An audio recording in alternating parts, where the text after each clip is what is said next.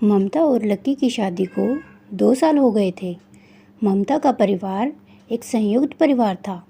वो सबका पूरे मन से ख्याल रखती थी और सभी काम भी करती थी, पर उसका कोई ख्याल नहीं रखता था। सबको बस काम से मतलब था। ममता का पति लक्की उसे बहुत प्यार करता था, हर संभव मदद करता था। घर में कभी कोई बात हो जाती और वो ममता की साइड लेता था और उसके परिवार के सब लोग उसे जोरू का गुलाम कहते थे। ममता भी लक्की के प्यार की वजह से कभी किसी को कुछ नहीं कहती थी। एक दिन ममता ने अपने माँ बनने की खुशखबरी घर में बताई तो घर में सब खुश हुए थे और लक्की तो खुशी से जैसे पागल ही हो गया था। ममता पहली बार माँ बनने जा रही थी तो उसे नहीं पता था कि क्या खाना चाहिए और क्या नहीं, लेकिन ममता की सास के लिए ये कोई नई बात नहीं थी।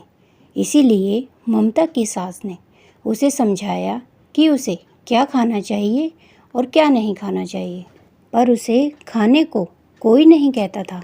ममता भी पहले की तरह ही सबके खाने के बाद खाती और काम करती रहती। ममता को तीसरा महीना लग गया था। अब उसे नया चटपटा खाने का मन करता था और वो काम करके थक भी जाती थी, लेकिन सास ने चटपटा खाने को मना कर दिया था। लक्की ज़रूर ऑफिस से फ़ोन करके पूछता रहता कि कैसे हो, कुछ खाया या नहीं। बाकी घर वालों को तो बस काम से ही मतलब था। कुछ दिन बाद सास ससुर की शादी की सालगिरह थी। सब ने इस बार खूब धूमधाम से मनाने का सोचा। सबको न्योता दिया गया, बाहर से भी कुछ रिश्तेदार आए। उस दिन ममता सुबह से ही सबके आव भगत में लगी हुई थी। एक पल को भी नहीं बैठी, न ही अच्छे से कुछ खाया। शाम को पार्टी खूब अच्छे से हुई। सब मेहमान धीरे धीरे जा रहे थे, वहीं ममता की तबीयत खराब हो रही थी। ममता लक्की को जाकर कहती है उसके पेट में हल्का हल्का दर्द हो रहा है।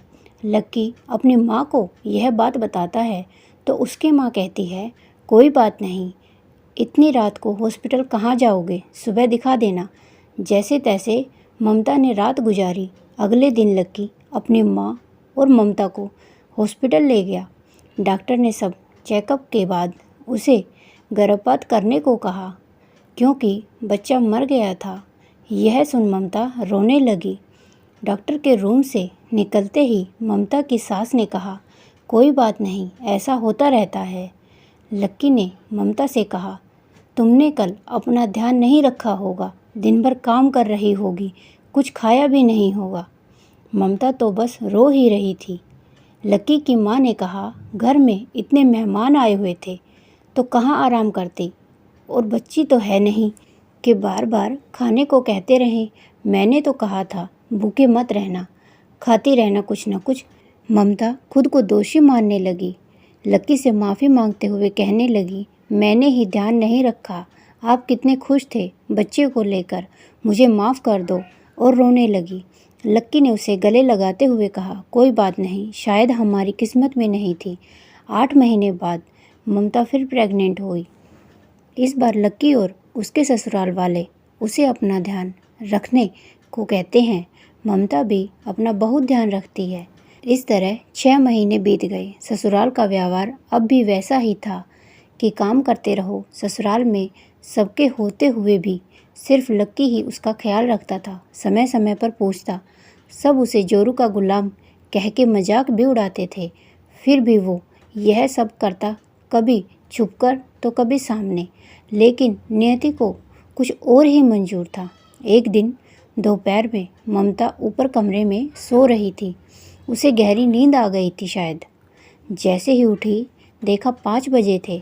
उसने कहा मैं 2 घंटे से सो रही हूँ, सबका चाय का टाइम भी हो गया, अब तो रात के खाने की तैयारी का टाइम हो गया है, आज तो सासू माँ बहुत नाराज़ होंगी। कहते कहते वो जल्दी जल्दी सीढ़ी से उतरने लगी कि अचानक उसका पैर मुड़ गया और वो सीढ़ी से नीचे गिर गई। उसे जल्दी से हॉस्पिटल ले जाया गया। हॉस्पिटल जाकर जब डॉक्टर ने सब चेकअप किया तो उसका बच्चा मर गया था। सासू माँ ने कहा न जाने कब मेरे बेटे को बच्चे का सुख देगी। कितना खुश था मेरा बेटा, तेरी वजह से उदास हो गया। ममता भी तो उतनी ही दुखी थी जितना लक्की, पर होने को कौन टाल सकता है। पर वक्त हर घाव भर देता है। 1.5 साल बाद ममता फिर गर्भवती हुई, लेकिन इस बार वो डरी हुई थी कि कहीं फिर से उसके साथ कोई अनहोनी ना हो जाए। लक्की ने उसे बहुत समझाया कि हर बार ऐसा नहीं होता है, खुश रहो, अपना ख्याल रखो, खाओ पियो अच्छे से। बस लक्की की ये सारी बातें उसे हौसला ज़रूर देती, पर अंदर ही अंदर एक डर था। उसे इस बार डॉक्टर ने ममता को रेस्ट करने को कहा और कोई तनाव लेने को भी मना किया और फल सब्जी जूस आदि खाने की सलाह दी। लक्की ने डॉक्टर की कही सारी बातें जब घर पर बताई तो उसकी माँ ने कहा, ये सब आजकल के डॉक्टरों के चोचले हैं बस। क्या हमने कभी बच्चा पैदा नहीं किए?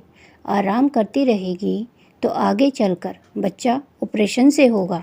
पर लक्की ने अपनी माँ से साफ साफ कहा कि इस बार कोई लापरवाही नहीं होगी और जैसा डॉक्टर ने कहा है वैसा ही करना है। तो लक्की की माँ ने मुंह बनाते हुए कहा, ठीक है, जो तेरा मन करे कुछ कर, हम कुछ नहीं बोलेंगे। अगले दिन लक्की ने ममता को सुबह जल्दी उठकर काम करने के लिए जाने को मना कर दिया और कहा, तुम बस आराम करोगी। याद है ना डॉक्टर ने क्या कहा है, ससुराल में रहते हुए अपने कमरे में आराम करते रहना ममता को अच्छा नहीं लगा। वो तो बाहर आकर बैठ गई। सासू जी ने कहा, ज़्यादा काम मत करना, पर दिन भर आराम करोगी अपने कमरे में तो मन में कैसे लगेगा। ममता चुपचाप सब सुन रही थी और हाँ में सर हिला रही थी। अब वो घर के छोटे मोटे काम करती रहती थी। लक्की जब घर पर रहता ममता को कोई काम करने नहीं देता, खाना भी कमरे में लेकर जाता, फल भी खुद काट कर ममता को खिलाता। लेकिन उसके ऑफिस जाने के बाद ये सारे काम ममता खुद अपने लिए करती थी। लेकिन ठीक तरह से आराम ना करने के कारण ममता को चक्कर भी आता था। डॉक्टर के पास गई तो डॉक्टर ने हर महीने इंजेक्शन लगाने और पूरा आराम करने को कहा। लक्की ने इस बार ममता को घर के छोटे मोटे काम भी करने को मना कर दिया, पर ममता अपनी सास को क्या कहती, वो फिर भी काम कर रही थी। लक्की अपनी माँ के पास जाकर ममता के मायके जाने की बात करता है तो उसकी माँ थोड़ी नाराज़ होते हुए कहती है, क्यों यहाँ हम उसका ख्याल नहीं रखते हैं, अब तो दिन भर आराम ही करती है तेरी बीवी, लोग क्या कहेंगे, ससुराल वाले अपनी बहू का ध्यान भी नहीं रख सकते क्या। लक्की ने कहा, ऐसी बात नहीं है माँ, डॉक्टर ने उसे पूरा आराम करने को कहा है। ये सुन लक्की की माँ ने ममता को मायके जाने की इजाज़त दे दी। अब ममता अपनी माँ के घर रह रही थी। उसकी माँ और बहन उसका पूरा ख्याल रखते। सासू माँ भी फ़ोन पर हिदायत देती रहती कि कुछ काम मत करना, अच्छे से खाना, आराम करना, 1-2 दिन के लिए यहाँ भी आ जाना। ममता हफ्ते में 1 दिन जाती थी। ससुराल में लक्की ही मना कर देता आने से। इस तरह 6 महीने अच्छे से निकल गए। सारी रिपोर्ट भी सही आई। एक दिन लक्की की माँ ने कहा, अब तो बहू को यहाँ आ जाना चाहिए, डिलीवरी के समय चली जाएगी। लक्की ने इस बार मना कर दिया क्योंकि वो जानता था यहाँ अगर ममता आएगी तो वो फिर से काम करेगी, खाना पीना भी अच्छे से नहीं करेगी। अभी सब सही भी है और ममता खुश भी है। वहाँ देखते ही देखते डिलीवरी का दिन नज़दीक आ गया। 9 महीने होने को आए। इस बार ममता जब डॉक्टर को चेकअप कराने के गई तो डॉक्टर ने कहा, बच्चे के गले के पास ही गर्भनाल है तो ऑपरेशन करना होगा, बच्चे को खतरा हो सकता है। ये बात सुन ममता और लक्की दोनों ही घबरा गए। लक्की ने अपनी माँ को जल्दी से हॉस्पिटल बुलाया तो उसकी माँ ने कहा, मैंने तो पहले ही कहा था काम करती रहोगी तो सब अच्छे से होगा, पर मेरी सुनता कौन है। डॉक्टर को तो बस पैसे ऐंठने होते हैं, सब डराते हैं कुछ नहीं होगा।